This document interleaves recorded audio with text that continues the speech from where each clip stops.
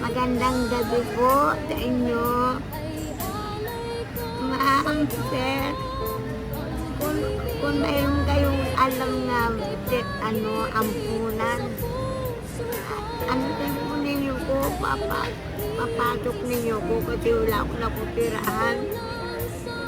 Ngayon na nahulog ako sa daan, ako lang isa na pupunta sa hospital.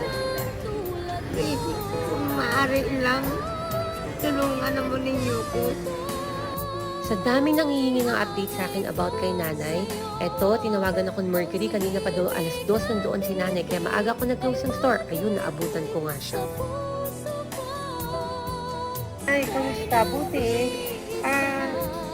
Na-contact mo ko sa number mo. Sa number ko. Oo nga. Nagulat ako kanina, yung sa Mercury, tumawag sa akin. Akala ko tatawag kayo ng linggo. Sabi